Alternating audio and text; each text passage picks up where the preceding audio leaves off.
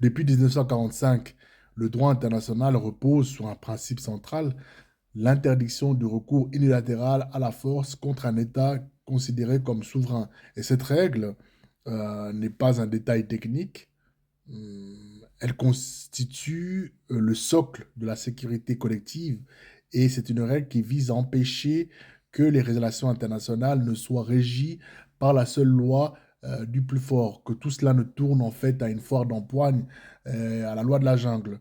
Les exceptions à ce principe sont strictement encadrées. Il faut parler de légitime défense immédiate ou alors de mandat explicite des Nations Unies.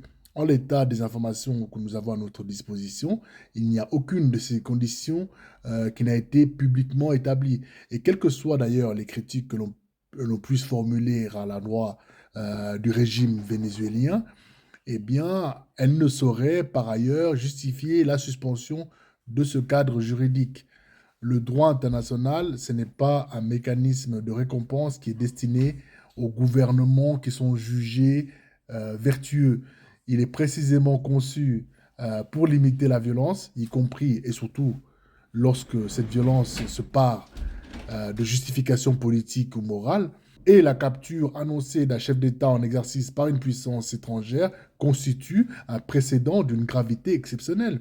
J'ai l'impression qu'on a affaire vraiment à une pièce de théâtre. C'est un épisode qui ouvre la voie à une normalisation finalement des changements de régime par la force extérieure et un tel précédent affaiblit durablement la souveraineté des États et rend toute protection juridique conditionnelle à l'équilibre des puissances. L'histoire montre que lorsque ce type de pratique est toléré, eh bien, il a tendance à se diffuser. Et ce qui est accepté une fois devient invoqué ailleurs constamment et le droit cesse d'être une sorte de règle commune et va se transformer subtilement, peut-être ou même brutalement, en un instrument à géométrie variable appliqué aux faibles et contourné par les plus forts. C'est la loi du plus fort. Et certains viendront évidemment invoquer l'efficacité des actions entreprises, d'autres parleront même de nécessité absolue, mais l'efficacité immédiate, ce n'est certainement pas, cela n'a jamais été un critère de légitimité